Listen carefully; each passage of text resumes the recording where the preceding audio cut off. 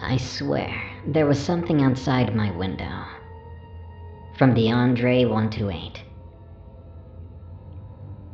Let me just preface a few things before we get into the meat of this.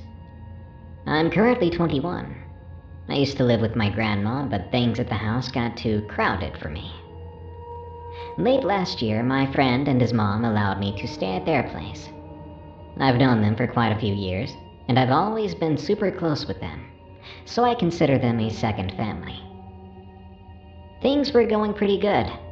I always made sure I wasn't getting in anyone's way, and I kept my things to a small but dedicated area. Now, in 2024, I've been staying there for a little over 6 months, and I started to get feelings for a friend who I've known for about a year at this point.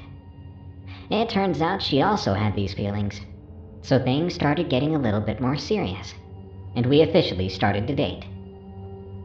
She lived about 24 hours away from me, so we started to make plans to visit each other. She said she'd prefer to fly to me because she wasn't sure her parents would be on board with us yet. So she told them it was just a visit to a friend. However, if that was going to happen, I wasn't too keen on the idea of having her stay in the living room of a friend's house with me. So I immediately started scouring for my first ever place. Cut to about the middle of May. We discussed her visiting in the middle of June, just a month from this point. I managed to find a place online, and I was liking everything about what I was seeing. It was a basement studio apartment. It had decent rent, all utilities included, and it seemed to have more than enough space for my game consoles and collection. So I immediately applied. My application was approved, and they told me I could move in on June 1st. June arrives and I start getting moved in. Things are going well. There were a few oddities with the unit, but ultimately, it was incredibly nice to have my own space. It was quite a different feeling knowing nobody's there with me, but it was a trade-off I'm more than okay with. My girlfriend and I started finalizing her visit. We decided she was going to visit June 17th through the 21st. Honestly, things couldn't be looking better. We purchased her tickets, and my mom said she was willing to bring me to the airport to pick her up. Now all we had to do was wait. Then it was the day. It was about 2 a.m., and my mom and I were leaving for the airport at around 7 a.m. I couldn't sleep because I was too excited to finally see her. During this time, it starts to storm, and personally, I'm a big fan of storms. I always found them cozy. After a long enough time of just lying down watching YouTube, I decided I'd kill some time, so I grabbed my Steam Deck and started to play a game. Shortly after turning it on, I hear some tapping at the window. Again, I live in a basement unit, so I have an egress window, and my bed is laid right in front of it. I figured it was just the storm, since it's gotten pretty windy at this point. So I continued playing. As time goes on, the tapping is very frequent and almost deliberate. Then it sounds like something was trying to open the outside window. Now, obviously, I have blinds, so I can't see out there. Things are getting a little disturbing for me. I texted my girlfriend to hopefully ease my nerves. I think I'm hallucinating or something. I think something's outside my window. It almost sounded like it was trying to open it. What if it is someone? If it really is, they wouldn't have been here just sitting for nearly 3 hours, right? Maybe I'm just hearing things. I decided that maybe I was just nervous to meet her, and these were the side effects. I wasn't too sure, but I decided maybe I should turn off my Steam Deck and try to get some rest.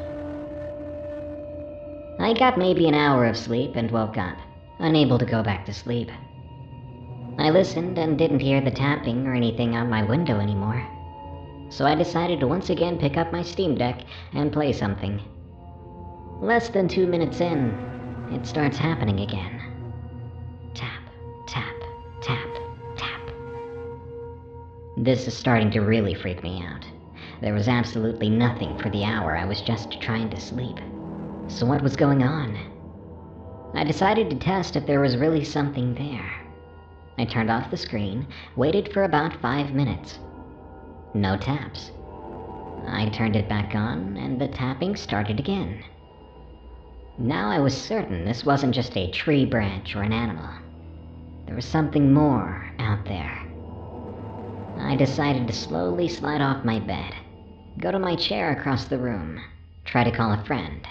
I'd feel much safer checking things out if I was on the phone with someone who lived nearby.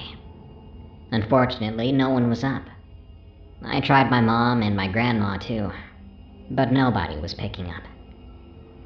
I sat there for about half an hour, processing what I should do. Should I really call the police? If it is just an animal, I'd feel incredibly guilty for wasting their time. I decided maybe it is just all a crazy coincidence, and I went to lay back down, not playing anything this time. But then I heard movement. Not the type of movement from a rabbit or squirrel or anything like that. This felt heavy. I backed away again, sliding off my bed, except this time, the sun was starting to rise, revealing a shadow. By this point, the wind was already dying down, so all the movement out there was from that, whatever it was. A bit of time passed, so I tried calling a few people again. This time my grandma picks up. Thank goodness. Grandma, I think there's someone outside my window. I see a shadow moving about out there. I told her. It's okay, take a deep breath and call 911. And call me back as soon as you can, okay? Okay, Grandma, I'll do that. I hung up and immediately dialed 911. 911, what's your emergency? Hello, I think there might be someone trespassing in my backyard right outside my window. Okay, stay calm. What's your name and address? I proceeded to tell her the information. Okay, we're sending 2 officers there. Just remain on the line and stay calm, she replied. During the wait, I saw the movement getting more frantic. I was starting to panic. Eventually, the officers made it, and I told them my window was just around back. The officers went and searched the area. They eventually came back to me and told me that they couldn't find anything. As a matter of fact, there were absolutely no footprints of any kind near my window. Are you kidding me? I thought. Everything felt too coincidental for it to just be a branch or something. I called my grandma back, telling her what the police had told me. She said maybe some drunk had stumbled his way into my egress window. Regardless, the whole fiasco was over. My mom and I left about 15 minutes after the cops came, and we went to go pick up my girlfriend. Thankfully, we had an amazing time, and nothing like that happened again while she visited. In fact, it never happened again, period. But to this day, I think about it. What would I have seen if I had just opened my blinds? Would I even be alive? I'm honestly not too sure, but I can assure you, there was definitely something outside my window.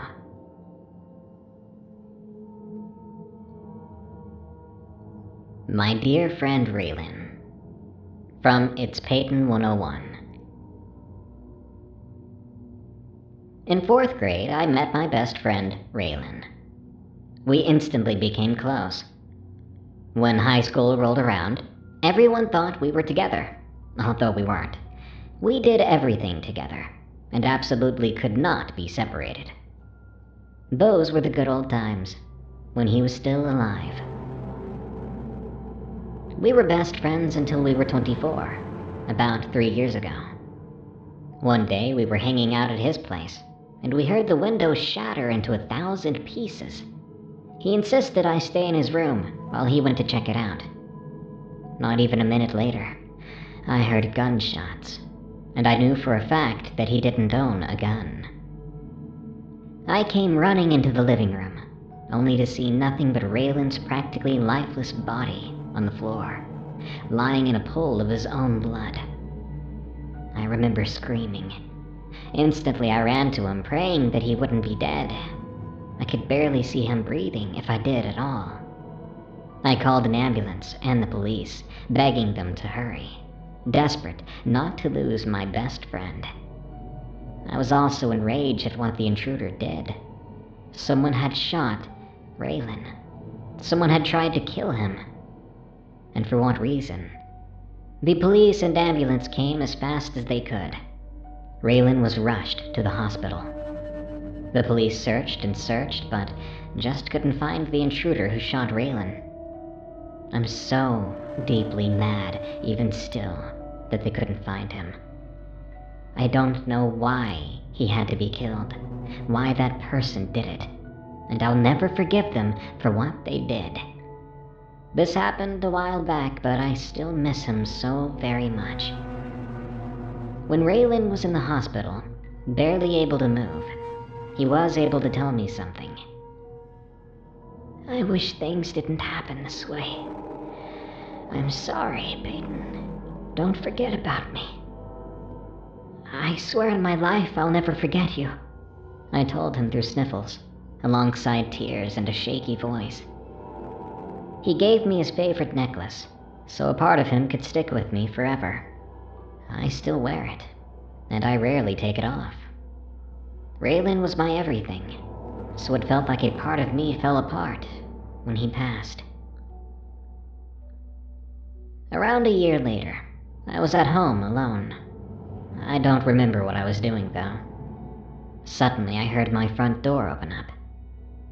I went to go check it out, but oddly enough, the door was still shut. I was confused. How had I heard it open, but never heard it shut? I put it to the back of my mind. Maybe I was hearing things. I'd had a long and stressful week, so I needed a breather. I decided I wanted to get out of the house, and I chose Starbucks as my destination. I only remember this small detail because of what happened. After I got my order, I went back to my car and drank my coffee there. Suddenly, I began to hear tapping on my passenger side window. I looked over, but I didn't see anyone. Then I turned back to look in front of me, and I could have sworn I saw this figure. A figure that looked exactly like Raylan. He was there for a brief second and gone the next, but I swear to God, I saw my best friend. It didn't scare me. I smiled at the fact that I was able to see him again, even though it was so brief. I went back home soon after, smiling ear to ear all the way back. It was getting a little late, probably around 6:30, so I made some dinner. I wanted to make Raylan's favorite meal, and so I did. Shrimp Alfredo. He loved it so much, so just eating it made me tear up a little. While eating, I swear I heard a voice that sounded like Raylan, and to me it sounded like, I know you saw me. I miss you too, Peyton. I told my parents about it soon after dinner, and even they were happy about it. They also loved Raylan when he was alive. This whole experience made me quite happy, as I've missed him so much. Since then, I've seen him for a quick second in various places. Although this is quite a short experience, it sure gave me joy in a way. I'm glad I was able to see my best friend Raylan once more.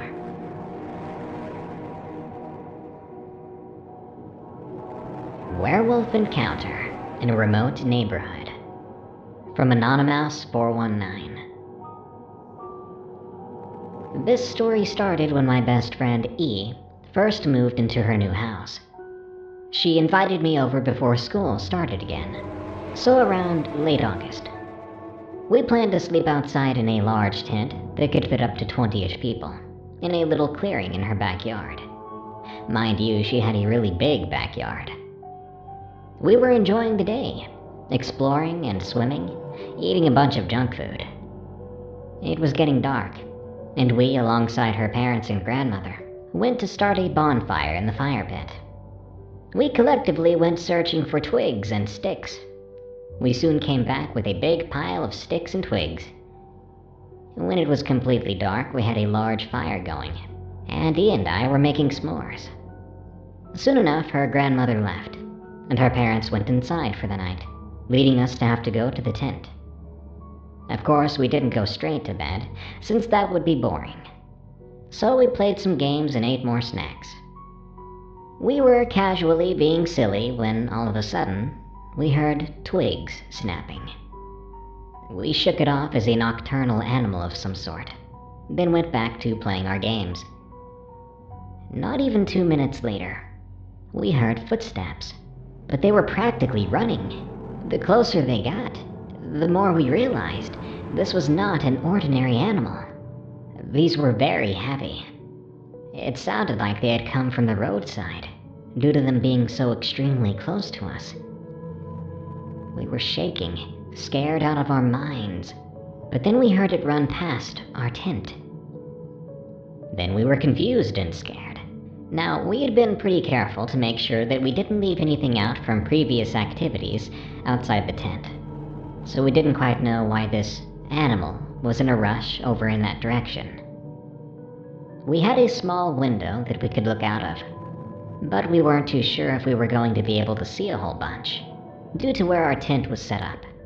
And yes, just like we thought, we weren't able to see much. But what we did see was a tall and furry creature, standing in the motion-activated lights that my friend had installed on the front porch. It was around 6.5 feet tall, bending down to fit through the roof of the porch. It had what appeared to be black fur, almost as dark as the night itself. We stared at the thing for a solid few minutes, before it finally noticed us. It stared back before we could duck out of the way. Those eyes looking at me will forever haunt my mind. They were bright blue, like we were staring into an open sky.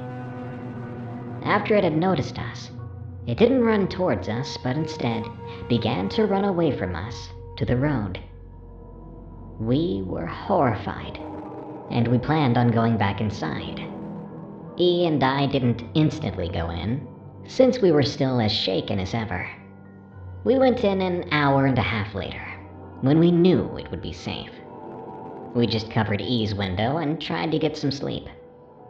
We didn't say anything or try to wake up her parents, since we didn't want to wake them up for a story that they probably wouldn't believe. Instead, we waited until the morning, and just as we expected, they didn't believe a word of it.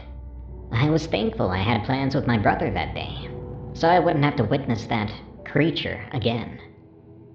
Though, only 1 week later, my friend saw those same bright blue eyes staring at her through her window.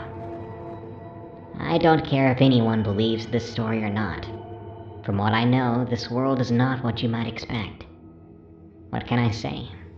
Just know you may not be a believer in things like this until it finally happens to you. Expect it when you would least expect it. Thank you for listening. It knocked on our doors on Christmas Eve. From Marshall Skeleton. I'm about to tell you about a horrifying encounter that began one foggy Christmas Eve, when Santa did not come down the chimney, but instead, something else did. At the time, my aunt was staying with us. She reported that she heard someone trying to break into her basement around 3 a.m. on Christmas Eve. She said that she thought someone had used the bathroom, and at first she thought it was one of us. But we all denied this at breakfast. We includes my sister, husband, and I.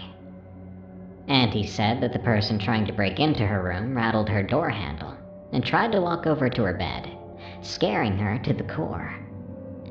We all laughed, saying maybe it was Santa, due to the date of the alleged break-in, which was Christmas Eve. My mother also read that Christmas Eve is a common time for break-ins, due to all the valuable gifts lying about. My aunt said it definitely wasn't Santa, and that the person trying to break into her room was neither jolly nor fat, but was in fact a woman. My aunt said that there was a faint smell of rosewater oil and stale flowers on the veil of the person trying to break into her room. a visitor from beyond the grave. Wait a minute, I thought. The figure was wearing a bridal veil? How macabre. To witness a spectral figure wearing a wispy veil laden with freshly dug earth and smelling of graveyard flowers, trying to enter your room in the middle of the night. Nevertheless, I dismissed Auntie's words as the superstitions of an older woman. The next night, following Christmas, I awoke at the witching hour, just like my aunt had. I looked over at my red digital alarm clock that read 1 a.m. Usually I don't wake up at this time, unless I've been roused from deep sleep by a noise or something. This time, something had definitely awoke me. I heard my door handle rattling, as if someone was trying to force themselves in. And then I heard a group of voices, multiple voices, a male and a female. "Should we break it? Quick, grab the handle," the male and female voice whispered to each other. From my bed in the dark, I was terrified. I pulled the covers up over my face. I prayed that these people would not come in, assuming it might be related to what my aunt had seen. The door handle rattled loudly one more time, and I could actually see it moving and twisting there. But then the figures disappeared, and everything went quiet. The odd part about this is that my door wasn't even locked. So they, whoever they were, could have come in if they really wanted to. The next day, my mom, concerned and encouraged by our stories of what appeared to be a break-in to her, called the local police, asking if they had heard of a string of thefts in the area on Christmas Eve. The police said that they hadn't heard of any residential break-ins occurring in the area. Of course, this makes me wonder, who were they? These figures or entities who rattled doorknobs and whispered to each other in the black of night on Christmas Eve. You'd think it was a holy night, right? Or is the night open for strange things like this to come in? My mom did agree to contact a spiritualist who had been to our house before. A smudge session and cleansing was conducted. The spiritualist said the place had had a very dark energy, Christmas Eve or not.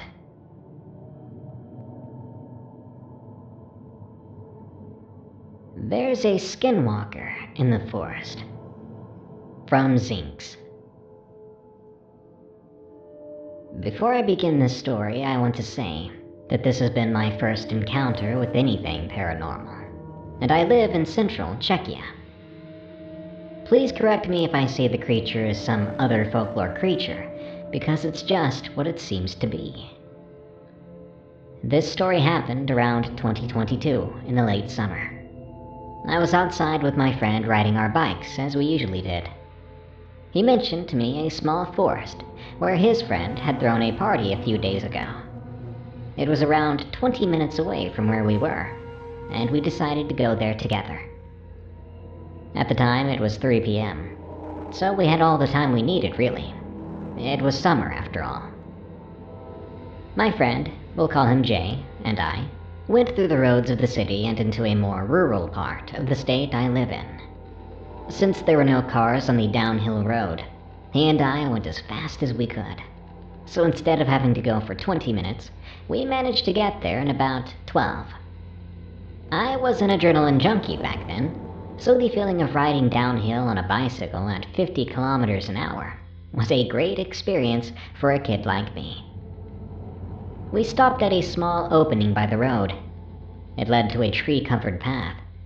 As soon as I started going down the path on my bike, I got this weird, eerie feeling from the place. Even though it was bright and sunny outside, the thick forest and leaves made it quite dark in the woods. Furthermore, I pushed through the weird feeling I got from the place, and as we got to the center of the forest, where a burnt-out campfire was, I jumped off my bike and put down my bag. Even though it was a particularly hot day, the forest felt cold and sent shivers down my spine. I then placed my bag on a small bench next to the campfire, pulling out a bottle of water and offering some to Jay. We started to play some music, chatting and showing each other memes, laughing and joking about things.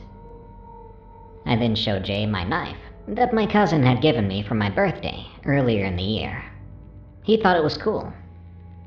As I was showing him the knife, we heard an ear-piercing scream from around the corner in a group of bushes and trees. Except something about the scream felt off. It felt off in a way. Like something was trying to mimic a voice. Trying to sound like a woman in pain, but not completely accurate. Jay and I exchanged terrified looks, eyes darting around afterwards. We put all our stuff back in our bags and jumped onto our bikes. We got the heck out of there. I swear, as we were leaving, though, I looked back, and there, behind a tree, I saw two white glowing eyes staring back at me from the darkness of the forest. As soon as Jay and I hit the road, we rode away as if our lives were on the line. Which they might as well have been. As soon as we made it into a more populated area, we finally slowed down to catch our breaths. Between panting breaths, I asked Jay, "Dude, what the heck was that? Did you also hear that?" He looked back at me, fear clear in his eyes, and nodded. He then verbally agreed. Now, I'm a guy who is really into paranormal stuff, and I believe the thing we encountered was a skinwalker. Even after 2 years, I'm still terrified of going back there. I've been there once since the incident, and when I was there again, there was an old man. He had a huge old gash under his eye. We asked him if he knew about anything paranormal going around these parts, but he just shrugged, said he didn't know what we were talking about. Looking back at the situation I was in, I think if I would have acted a little later, I may not be here to tell the tale.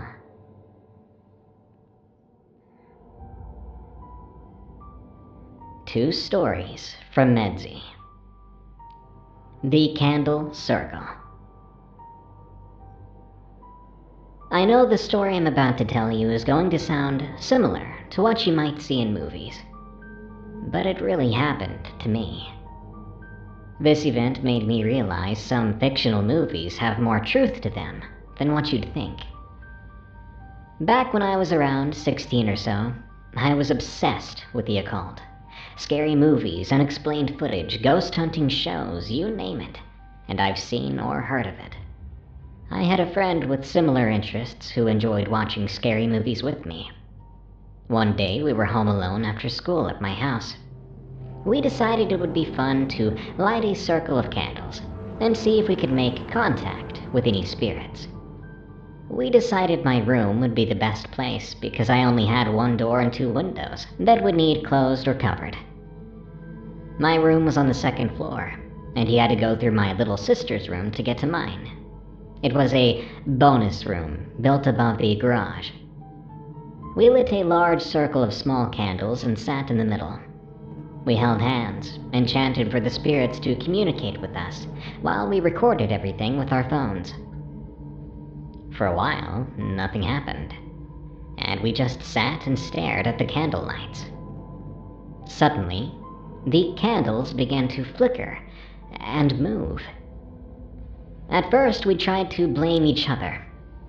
We looked around, checking if the windows and doors were truly shut.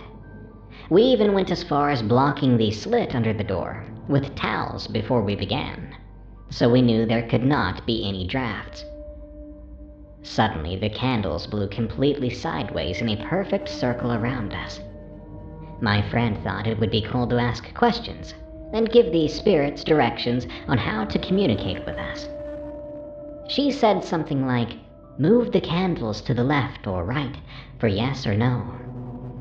She asked if we were speaking to a man, and the candles flickered to the side that meant yes. She then asked if he was friendly, and the candles again flickered to the side that said yes. We began to have fun with it, asking a few more questions that were getting sillier by the minute. We were just a couple of teens messing around, after all. Suddenly, all the candles stopped moving, and nothing happened for a few minutes. As we were losing interest and about to stop the whole thing, we started to hear knocking coming from downstairs. Not someone knocking on the front door or anything consistent, but occasional knocking through the whole house every few seconds. It would have been impossible for someone to run around without us hearing them, knocking on the different places throughout the house. They started out faint but grew in intensity, until it sounded as if someone was hitting the walls with a baseball bat. We started to panic, and I yelled out for my parents, hoping it was just one of them. But no one answered me back. Then the house fell silent. We waited in fear, staring at each other. Just when I was about to say we should stop this, we heard loud crashing steps coming up the stairs. Quickly we blew the candles out and said the closing saying right before the person made it to the top of the steps. And as suddenly as everything had begun, the house fell silent again. I ran out of my room to the stairs to see if someone was there. But as you would expect from a story like this, the house was empty. I checked both floors and even the basement and garage, but nobody else was home. I even called my parents, but they both assured me that they were still at work. This whole ordeal lasted about 15 minutes, but it felt like a lifetime. When we played the recordings back, you couldn't hear any knocking, but there were faint screams that we couldn't hear while they happened. You could also hear the stomping up the stairs on the recording. That was the first and last time I ever tried to communicate with spirits. Be careful who or what you call for, as you never know what will answer you. The voice of death. When I was 12 years old, my great-grandfather passed away. Being the patriarch of the family, many of my family members were devastated. It wasn't a sudden or unexpected death, but that didn't make it hurt any less. My great-grandparents were your typical Irish family. They had 12 kids and hundreds of grandchildren and great-grandchildren. The day after my grampy passed, I decided to spend the night at my great-grandmother's house with my great-aunt Sarah and my first cousin Mark. When I arrived, I found my Nana at her seat at the end of the kitchen table, with her usual lit cigarette and cup of tea. It was about midnight by then, and I settled down at the table with her, Sarah, and Mark. My whole family consists of these night owls, so it wasn't uncommon for us to be up late into the night together. Around 2 a.m., it started to rain outside. The kitchen was surrounded by big glass windows and a sliding glass door. As we sat and reminisced about Grampy, the weather worsened quickly. Suddenly, there was a loud crack of thunder and a flash of lightning illuminating the entire house. Then the house was engulfed in darkness. The power had gone out. This wasn't unusual in our area during storms, as we lived on a man-made island of sorts. We were used to things breaking easily here and taking a while to be fixed. Everyone went about their conversations as if this was a normal incident. All of a sudden, something overcame me. I felt this rush of nausea, and my face began to tingle and go numb. Abruptly, the world fell silent around me, and all I could hear was the voice in my ear. At first, it was a whisper that I strained to hear, but rapidly it grew louder, and I was able to clearly understand what it was saying to me. Someone is dead. My head rushed with thoughts. I mean, of course someone was dead. My Grampy had just died the day before. I felt that if I didn't repeat what the voice was telling me, it would continue to weaken me. It was a weird feeling to not be in control of my body, but to still be fully conscious and aware of my surroundings. I was having an internal battle with myself, because as much as I somehow knew how to stop this, I didn't want to upset my Nana, who had been through enough pain already. Finally, after about 3 minutes and feeling like I was on the brink of losing consciousness, a loud bang erupted from outside. Everyone fell silent. I then blurted out, "Someone is dead." Everyone looked over to me, puzzled, and I repeated myself, "Someone is dead." My aunt, trying to defuse the situation, said someone probably just hit a pole and that's what that noise was. Not sure how that was supposed to lighten the mood, but I commend her effort at trying to deflect my crazy outburst. Immediately, after I said the words, my body instantly felt relief. It was as if a weight was lifted off my chest, and the nausea and faintness disappeared in an instant. Everyone decided it was best to go to bed now. By then it was just past 3 a.m. As I got ready to lie down, my cousin came to me very frightened. He was checking all the doors and windows to make sure they were locked, and was asking me more about why I said that. I explained what had happened to me, and how I knew the only way to make it stop was to say that aloud to everyone. He was nervous, to say the least, and we ended up each taking a couch in the living room to sleep for the night. The next day, many of my family came to visit. It was a blur of bodies trying to comfort and console each other. I was talking to my cousin M and his sister L when the phone rang.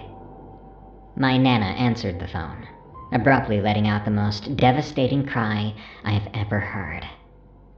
She fell to the floor crying and yelling, "Don't you say that to me." Everyone was so confused and rushing to her side. Being only 12 years old, I was ushered into the living room as the adults tried to shelter us from the situation. But there were no doors in the room, so I could clearly hear the commotion in the kitchen right next to us. Elle snuck into the kitchen to investigate, coming back a few minutes later. As she came up to M and me, my mother had just walked over to our group, asking what had happened, as she had just gotten here. Without skipping a beat, my cousin L said that our other cousin A had committed suicide in the early hours of the morning, and everyone, including my Nana, had just found out. At this point, I had completely forgotten about the night before, surprisingly, but my cousin M certainly had not. His eyes looked like they were going to fall out of his head. He looked at all of us and said, "You told us last night that this had happened." Suddenly, he spewed the events of the past night to my mother and cousin, and kept saying, "She's psychic! She's a psychic!" To this day, he still says that. It's a story he seems to love to reminisce about almost every time we're together. I don't know if I'm psychic. I've had many other weird things happen to me. But that night it was this voice that started in my ear, then took over my body, that warned us. I'm not sure if this was my Grampy trying to warn us, or something more sinister at play. Either way, it has happened to me one other time when I was 14, but not since. It was a scary experience for me. But both times, as soon as I spoke the words I was hearing aloud, which were basically me saying that death was coming, the events stopped immediately. I've done a lot of research, and I'm torn between psychic empathy episodes, some type of possession, or maybe just a ghostly warning. Any ideas are greatly appreciated. Stay safe, everyone, and be careful of the voice of death. An Idaho werewolf encounter. From some thinking. I spent the summer of 2010 in a little slice of Idaho wilderness that most people will never visit, or even know exists. My uncle owns an old privately leased hunting cabin near the edges of the Boise National Forest, about a 2-hour drive from any big city. We're talking a long gravel road and no cell phone reception, for the most part, and dense clusters of pines and Douglas fir that seem to swallow every sound except the wind. I was 19 years old, helping my uncle out by doing some light repairs, stocking firewood, making sure the place would be livable for the upcoming hunting season. That cabin was worn. It had no electricity except for a gas generator. It had a water pump out back and squeaky floorboards that never let you forget you were alone out there. It was mid-June, and although some days were pleasantly warm, the nights got cold and eerily quiet. It wasn't my first time out in the woods. I'd grown up in Idaho and loved outdoor adventures. But I'd never stayed someplace so utterly remote before. Alone, for that matter. For weeks at a time. Still, I welcomed the solitude, figuring I could catch up on some reading and maybe do some fishing in the nearby creek. My uncle had taught me a few basics to keep myself safe. How to bear-proof the trash, keep an eye out for cougars, be mindful that sometimes, especially at dusk, you can sense animals before you ever see them. I was about a week into my stay when I noticed the first weird thing. Footprints. Not the usual elk or deer tracks, which were abundant around those parts, but something that looked canine, only it was spectacularly too large. Like a big dog had stepped through the mud, and I mean the biggest dog you've ever seen. More odd yet was the placement. Normally animal tracks followed some sort of pattern, but these seemed spaced out, like something had been walking upright. A distinct line of them led from the tree line toward the cabin's back door, then disappeared into the pine needles. They were faint, now partially dried in the sun, but there was enough left to make me do a double take. I'm no expert tracker, but I've spent enough time outdoors to recognize an unusual trail. I brushed it off, thinking maybe a stray dog had been sniffing around. We did sometimes get hunters' dogs wandering close by if they got off leash, but upright? Maybe it was hopping or limping or something. I forced myself to forget about it, but a tickle of doubt remained in the back of my mind. That night I was sitting on the old rickety porch, reading by the last streaks of daylight. The porch faced a clearing that stretched about 50 yards before the real thick forest began. No road lights, no neighbors, just the hush of the wind through the pines. That was when I heard a rustling sound from somewhere out in the clearing. Could have been a deer, maybe the wind. But then came a single low growl, so quiet I almost believed I'd imagined it. I froze, straining my ears. Nothing else, just the hiss of the breeze. Then the cicadas kicked up, singing in that way that always feels like they're drowning out something more important. I told myself I was spooking over nothing, and went inside. But I made sure to bolt the door, something I hadn't bothered doing before. Over the next few days, I started to see other signs. I'd occasionally find strange scratches near the cabin's baseboards on the outside walls. Long, thin gouges that didn't look like random animal claw marks. They were too close together, almost parallel.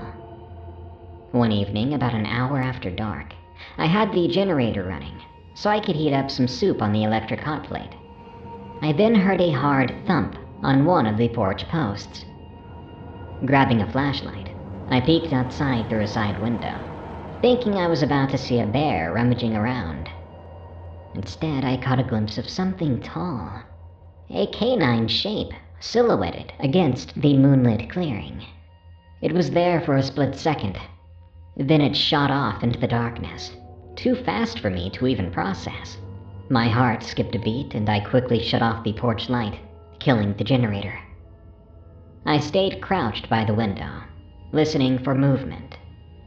I don't scare easily, but the shape I saw was just too large to be a typical wolf or coyote, and that sense of it moving on two legs clung to my mind. Still, I tried to make sense of it. A tall wolf on its hind legs, maybe, but why? Sure, they can stand or hop around for short bursts, but not like a human, and they would need a good reason to do that. It made no sense. I slept that night with a loaded shotgun next to me, though I barely got any sleep. A few days later, I drove into the nearest town to pick up more supplies, and to call my uncle from the payphone at the only gas station. He told me not to worry. He said I was probably seeing a black bear or a large dog. He reminded me to keep the doors locked and the trash sealed. I didn't mention the footprints or the standing part, because I knew he'd scoff at that. Reluctantly, I headed back to the cabin, deciding I'd give it another week before bailing out. I was starting to feel on edge at all hours, like something was watching me through the trees. On my second evening back, the air turned unusually still. There was no breeze and no animal noises, just this thick silence. I wandered out to the porch with my flashlight, scanning the clearing. Nothing. Then, from behind me, I heard a scraping sound against the wood panels of the cabin. My blood turned cold. I spun around, shining the flashlight across the front wall. That's when I saw it. Its silhouette. About 7 feet tall, hunched, with a head like a German shepherd or a wolf, muzzle elongated, ears perked up. Even in the poor light, I could see the rough fur on its back. 2 eyes glowed, reflecting the flashlight's beam with a pale, sickly greenish-yellow shine. It had a wide chest, and the arms were more like that of a man than any animal. They were pinned at its sides as it pressed up against the cabin wall. Its claws were long, curved, and resting against the wood. I froze. I swear I could feel its gaze, like a physical thing. Time seemed to slow down, and my heart pounded so violently, I thought I might pass out. The creature's lip curled, revealing fangs. Without thinking, I took a step back slowly, the boards under my boot squeaking. Its ears twitched at the sound. Then, in a motion almost too quick to register, it dropped onto all fours and bolted away from the porch, clearing the steps in a single leap. I heard a heavy thud as it landed on the ground. Then it loped into the dark, disappearing into the tree line. I was left standing there, shotgun forgotten inside, my flashlight shaking so badly the beam was jumping around. It felt like a long time before I could even breathe normally. I rushed inside, locking the door. I even slid a heavy table in front of it. I then grabbed my gun. I stayed up the rest of the night with every light on, the generator whining in the background. Every so often, I heard distant snapping twigs, the faintest howls, but nothing came back to the porch. Morning brought relief. With the sun out, I went outside with the gun to inspect the cabin's exterior. Sure enough, there were fresh scratch marks where I'd seen the creature. The tracks around the porch were a confusing mix of paw prints and something that looked more humanoid. The front paws, or maybe feet, had a different shape, as if the creature could switch between standing upright and dropping to all fours, naturally and easily. The hair on the back of my neck stood up, just looking at those prints. I didn't want to stay another minute, but I did need to gather my stuff, secure the cabin, and hope I never had to come back alone. Still, I told myself it might have just been a big wolf. It was suffering from mange or some other condition. Even though I knew that couldn't account for how it stood on 2 legs with such ease. My rational side flailed for any explanation. But in my gut, I knew I had encountered something beyond the ordinary wildlife of Idaho. I waited until midday, when the sun was high, to hurry and pack my gear. I made several runs to the truck, occasionally spinning around to check the forest line. At one point I heard the crunching of leaves, and my eyes landed on a shape crouched among the thick pines, nearly blending in with the dark. It was about 100 yards away, just watching me. Though it was too dark to see details, I recognized that canine silhouette. My heart seemed to stop, but I kept myself moving, refusing to appear panicked. Maybe it respected that I was leaving, like I was no longer a threat or even a curiosity. It didn't charge or try to stop me. I tossed the last bag into the truck, jumped in, and peeled out down the gravel road. My uncle was upset that I left early, but after hearing the tremor in my voice when I tried to explain, he didn't push me too hard. I never quite told him the full story. I said it was a big wolf or a strange bear that put me on edge. He's teased me about it over the years, but I know what I saw. I think about it sometimes. How large and unnaturally human those movements were. The intelligence behind its eyes. There was no sense of aimless wild aggression. It felt calculating, observant, like it was deciding whether or not to do something to me. The cabin is still in our family, though I've refused to return there alone ever since. A few other relatives have stayed up there, mostly in groups. One cousin of mine even joked, "Did you see the werewolf yet?" Though we all chuckled, I noticed my uncle's face stiffen a bit, as if he wasn't entirely sure my story was a joke. Sometimes at holiday gatherings, he'll tell folks he swears he saw some sort of monster. Everyone laughs, but I smile tightly and think, if only you actually knew. That's my story. People can believe it or not, but I will tell you this. If you ever wander deep into the wilderness near the Boise National Forest, and hear a low growl or see a hulking shadow among the pines, you might want to think twice before staying the night. The Dogman, or whatever it is, could be out there, keeping a good eye on you. If it decides to step into your light, you won't forget it, because I haven't.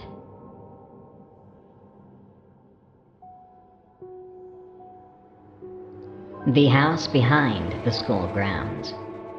From Ariel 543. When I was in the 5th grade, I went to school in a small town in Montana over in the plains. I have since moved across the state, but I still hate thinking back on it. At the time, I was friends with 2 girls named Hallie and Bella. I haven't seen them since I moved, as they were not great people. One day, Bella's older brother and his friend went to an abandoned house on the school grounds. For context, Bella and her brother lived behind the school, only about 30 yards away from this house. When they went inside, they found pictures of a little boy around the house, and normal household items. But everything was covered in dust.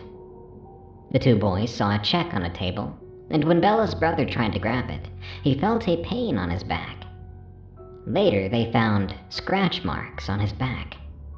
They decided to keep looking around and found a hole in the roof that led to the attic.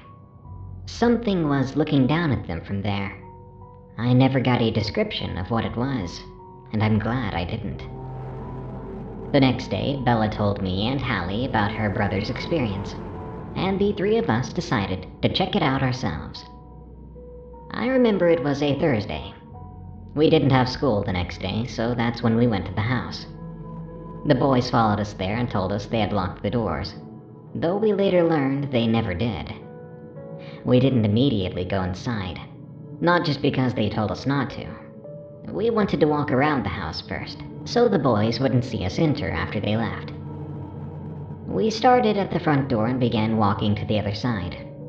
At the corner, there was a piece of wire fence and a wooden wheel leaning against the wall. We stopped to look at the wheel, but then we heard something big moving inside on the 2nd floor. I guess the walls of the place were quite thin. We all ran into a patch of grass between Bella's house, the school, and the abandoned house, though we could still see it clearly. Once we were at a safe distance, we looked back and saw the shape of a head watching us through the open window. We couldn't see any details, just the shape. As we started to walk back toward the school, where our moms were going to pick us up, we looked at the house again.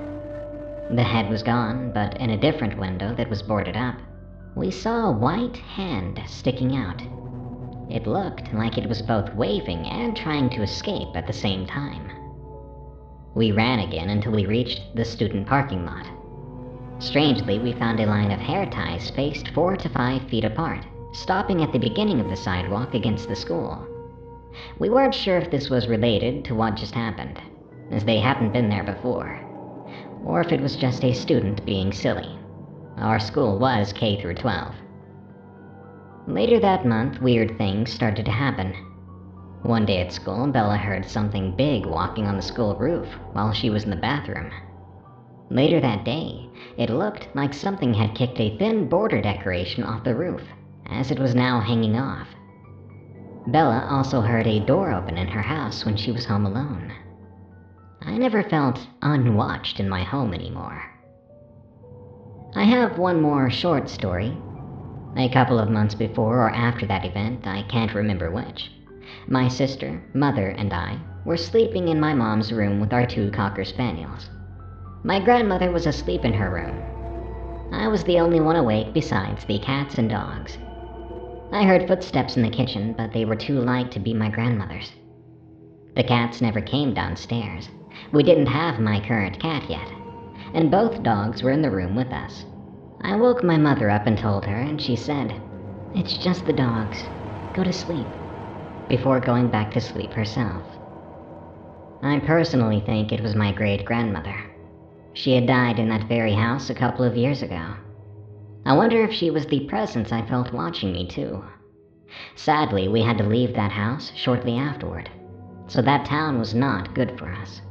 It is no longer in the family, but to this day, paranormal activity seems to follow me. Weird noises in the country when I visit my father. My crush's mother getting dragged out of her bed by her hair by something unseen. And much more.